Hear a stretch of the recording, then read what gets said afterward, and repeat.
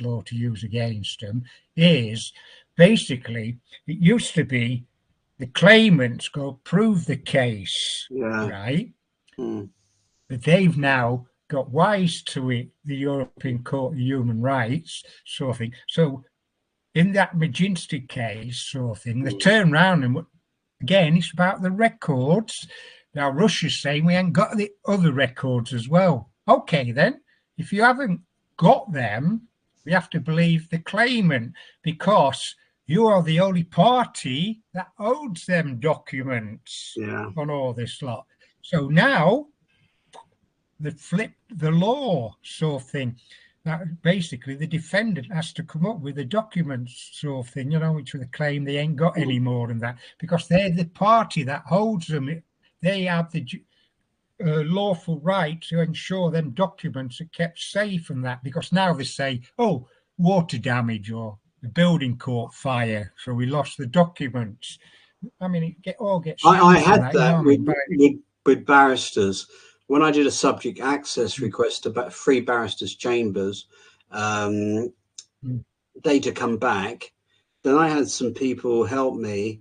Then we did a subject access request to their cloud computer. What that is, at the end of the day, barristers' chambers or anyone like that send all their data to a remote computer for storage in the event that there was a fire or a break-in at their chambers. So even though the barristers deleted it, the deleted emails were found on the remote computer, and that's how we recovered all the internal communications. Because I use all these case laws against them. So I mean, another good one to use is case of Finn Kane. Do you remember him? Or no, I don't. Finn Kane. Well, he was the solicitor for the IRA. You know what I mean? I mean. Oh yeah, I remember. Yeah, I remember it now. Yeah. Well, if you look at that one and the corruption behind that by the British government, even Cameron told a judge who was sitting oversighting it, you know, the official complaints or reviews and that. Cameron said, "Oh yeah, we'll have a full inquiry about this type thing." As soon as he left the thingy, he dismissed it. So he lied to a Portuguese judge who was overseeing the case. You know what I mean? This is how corrupt they are. So, but basically, with the Finn Kane case, the case law is what they say is you're not allowed to investigate yourself, sort of thing, because Finn Kane case was a load of British police forces investigating the case, sort of thing, then saying they couldn't find any evidence that collusion and all this lot, you know what I mean, sort of thing of the Protestants and that. I mean, you just use that against them. Yeah, the man who silenced me in the High Queen's Bench Division, the then Queen's Bench 2012, without a hearing, was one Mr. Justice, later Lord Justice, Adrian Fulford. I don't know if you've heard that name. Alan would have heard about Lord Justice Adrian Fulford. Adrian Fulford, when he was a young barrister, he was a member of a support group who were campaigning to bring the age of sexual consent with children down to 4 years of age. And he was offering, he was offering free legal advice to them. And he heard my case. He threw my case out without a hearing.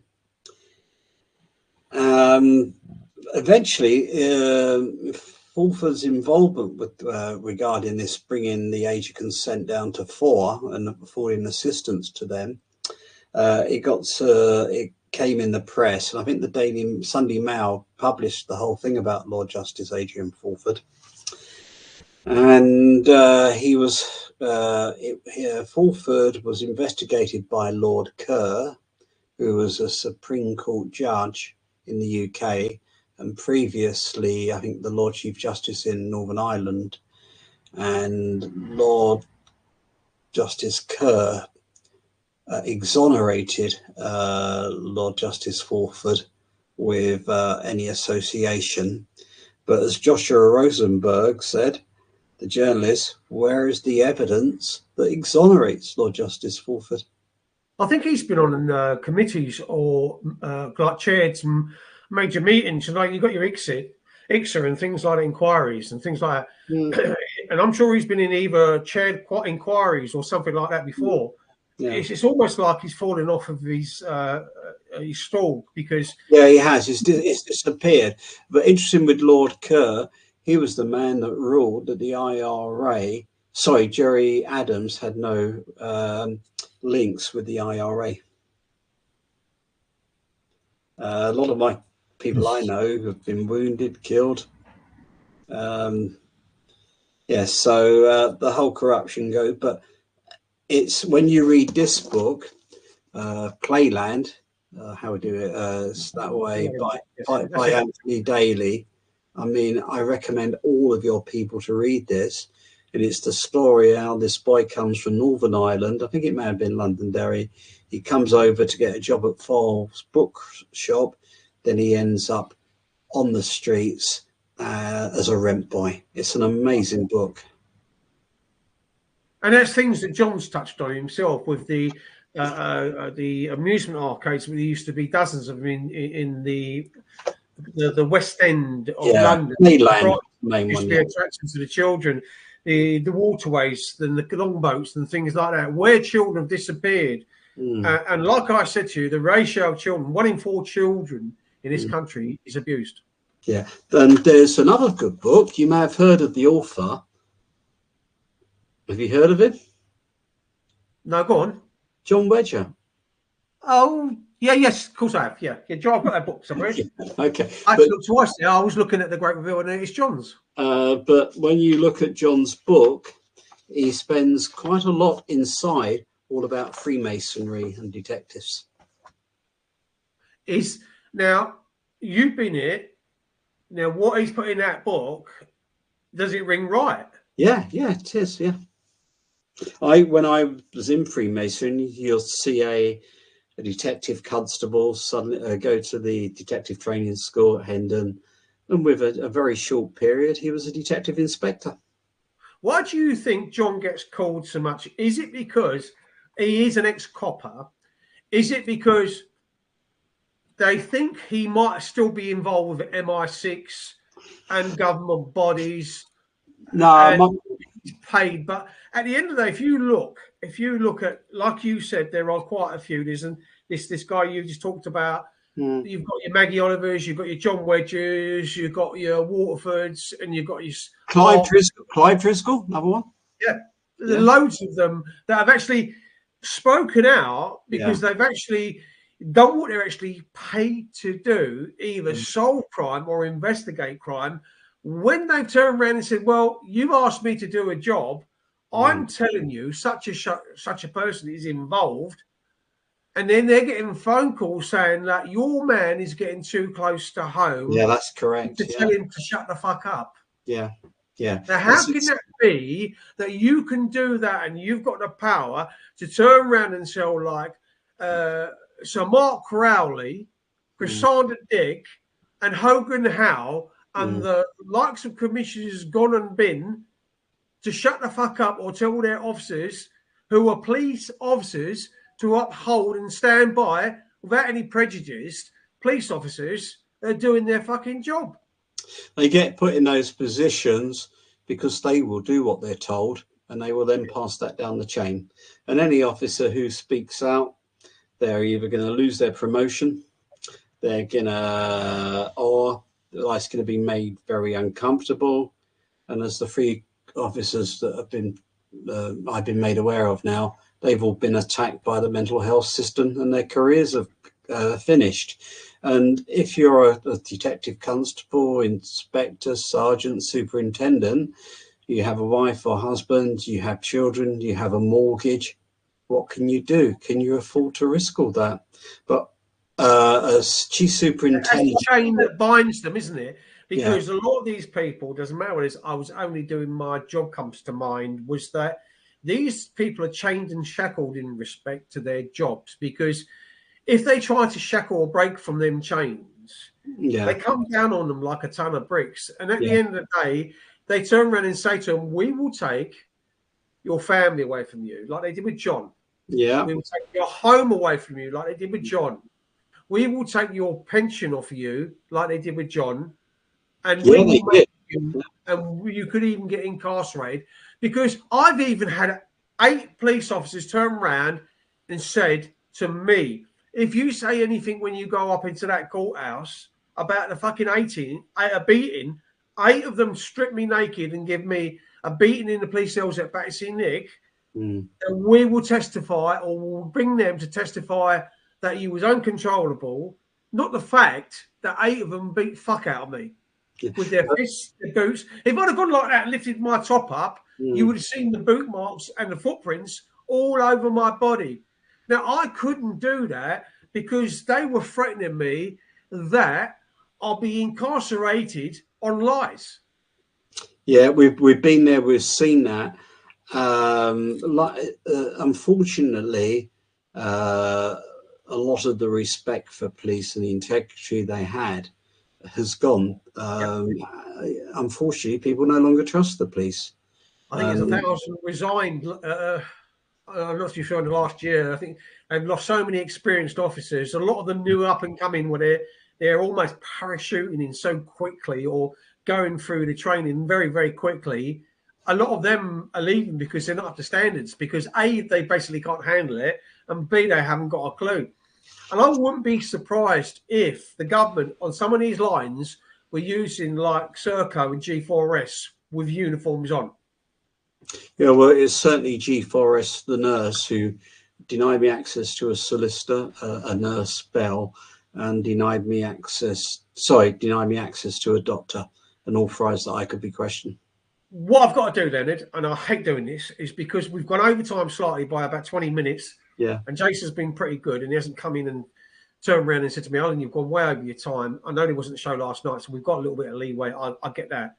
But what I'm going to do is to wrap it up a little bit. I'm going to give you 2 guys something finally to say and tell everybody out there what you would do if you was in their position. Look, we live in such dodgy times, such dangerous times. What news you want to believe in, what news you watch. If you don't watch any news, for your own eyes or your ears, you're going to hear or see something. Charles, just finish up the show on the last little bit that you want to say, and then we'll leave the show with Leonard just to say what he finally wants to say. Charles, do you want to end up on something, mate? Yeah, well, basically, it's like what you was on about our friend Melanie Shaw on that with a non-disclosure agreement. Now, what I spoke to you about this afternoon and that, I said I'm going to have a look. Anyway, basically, an NDA is a legally binding contract that establishes a confidential relationship between a person who has sensitive information and a person who will gain access to that information. Okay. But the interesting part, though, Alan, which you maybe can say to Melanie later on, an NDA could be unenforceable if it's too broad, is not for a defined time period, covers information that is not confidential, or asked for illegal conduct. So basically, there's illegal conduct by them, what they're doing. I don't know what Leonard thinks about it, where they try you committed the crimes and they put a DNA on you. So, they took my DNA, they took my fingerprints, everything. But for some reason, you're on about Section 30. But something I can't understand is why the Chief Constable of Avon and Somerset as the data controller, has allowed that disclosure to me, knowing that it would incriminate many of her officers. Yeah, but there's so many different sections of the human rights that cover this. Yeah, I know, but I'm having big problems with Thames Valley at the moment. They will not give me a disclosure. They're making all the excuses they have. But Jason Hogg, the Chief Constable, was the data controller. And what we did about 4 years ago, we sent a court of protection certificate by post to Jason Hogg, the Deputy Chief Constable, and Campbell, the Chief Constable, to see what they did with those Court of Protection certificates, whether they would register with the court or they would hang on.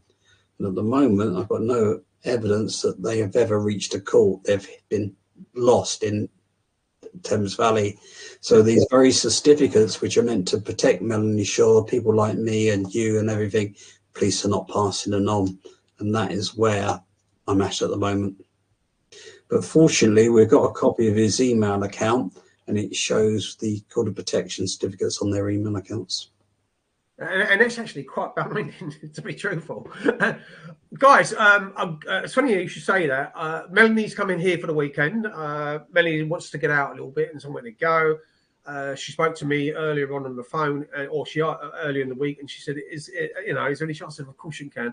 I'm away Tuesday in Wales anyway, and then for 4 days, and then I'm going to be doing some filming in Wales, and then I'm in London for the Tommy Rally, where I'm part of the media press anyway. So of Tommy Robinson's media press, I'm on that on the media team. But Melanie, before today, she had to ask for my name, my address, and they have to have this. And it was strange. Last time she came here, I never ever see a police car go past my house. But when she was here, on 2 occasions, unless it's my imagination, but I definitely saw 2 police cars at my house. And I think to myself, wow, is the world that fucked up? Yes, it is at the moment. But I think it's unfolding. I don't know if you did something. I just end on this. I'm watching YouTube today, and it's come out that Keir Starmer stopped part 2 of the Leveson inquiry. Yeah, but it now knows that the son at the time was investigating his wife and his marriage, and all of a sudden something happened. Leveson stopped. They've stopped the Leveson inquiry, and the son then backed him.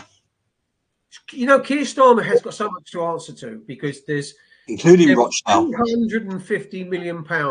Yeah. And Boris Johnson said this about child abuse inquiry, where he said money was spaffed up the wall on a child abuse inquiry. Now, the amount of money that the CPS spaffed up the wall when Keir Starmer, who was rewarded for his failings, and come to mind, I believe, on many cases, like you've just turned around and said, including the Lawrence case, the Stephen Lawrence case fell on his desk, the Jimmy Savile, whether he was involved personally or he wasn't the case handler, he was head of the CPS. And whatever you want to say, there's many, many cases, I can't remember them all, but there's so many cases that he had that didn't go through. And I don't know what cause it was or what it was for. People have been asking and asking, and how that man can get knighted for his failings and then go on to run this country and then sit there in his parliamentary ivory tower and then make war rules and regulations up to under statute and acts and legislation is beyond the bloody joke. Yeah, it is. Were you going to say something? You was going to come in there. Sorry, have I put you off? Yeah, I was just going to say to Leonard, he perhaps tried to look at the Computer Misuse Act. It's either 2022 or 1990. So the legislation that Sir Geoffrey Cox obtained for me, it's under the Police and Criminal Evidence Act. It's the harming of a vulnerable person, sets aside all judgments in the county court, in the Crown Court, and in the High Court without the requirements for the Court of Appeal. Yeah. So I think to Thames Valley Police and that, throw that at them, that you're in violation, because anything they hold on their computer, they have to disclose. We're on 1:25, so we're on nearly an hour and a half. Okay, fine. So, Leonard, thank you so much for coming on and being my mate guest. Charles, as always, nice to speak to you. Thank you for coming on. I want to thank everybody in the chat: Roy, Spears, Sophie, Jackie, even Webby was in there at one stage. And just to let you know, guys, and I don't know if you can see it, Charles, in the chat, Spears put his after show in. So if you click on that blue link now, either Leonard, or Charles, while the show's still up, if you click onto that blue link with your cursor, it will take you into the after show. And I'm sure we'll make you only welcome more than welcome into his after show. So just get your arrow, click on that, and it will take you straight into the after show. I'm going to do that now. Yeah. If you click on that, then there's Spears in there to talk. And Spears is a good man. You know, we have a bit of banter. We've had a few bits and pieces and said a few things. But at the end of that, I like the guy. I like the way the guy puts himself across. I like the way the guy sells himself. And I love the way he used to do his shows, because his shows were awesome. The way he used to do a lot of the screenshots and the way he used to do a lot of the videos. And he talked his way through it. So thank you very much. And thank you to Sophie as well, and everybody that's been involved. And without the chat, I know I don't always engage with the chat, but I always thank my chat. So thank you, everybody that's been involved with the show tonight. And Leonard, thank you so much. Right. And come on again. We get another. Yeah, I'll keep you BCC'd in as it all unfolds, right? And then Charles, if you can pass your email on to me, I know it's Sky something, so I'll pass it on to Charles. Yes, Sophie. Sophie's put in the chat. Leonard is very articulate, and that's a big word for me, so I don't know where that came from. But I'm a plank, so at the end of the day, sometimes I can use these words, but not very often. Not as articulate as our Leonard. And on that, thank you, everyone. I sent you a load of emails, Alan. I saw that. Tomorrow. I did see a glimpse of them. I haven't gone through them yet, but I'm working on some with somebody else. Because listen, at the end of the day, right, I might, Spear will back me up on this. I myself can talk. Leonard's pretty good, but I mean, I can talk as well. And sometimes I at the end of the day, there are a lot of people out there that have never got justice for what's happened to them. It doesn't matter what it is, that the injustices to a lot of people in this country are beyond belief. And politicians have covered up so many cases and do the wrong things. And we're not a level playing field. The representation of the people is gone. We need to bring that back. We need to bring back the fact that this government or any other government, if there's going to ever be such a thing, I personally think this is the last time you'll ever see a Labour government. That is my own personal view. I'm not saying Reform are going to win every election come May and oust a lot of the Labour politicians, but I think this is the last time you will see a Labour government. Whether you see another Tory government is another thing. But the electoral system and the two-tier system in this country is completely and utterly broken. And on that note, I'm going to say thank you.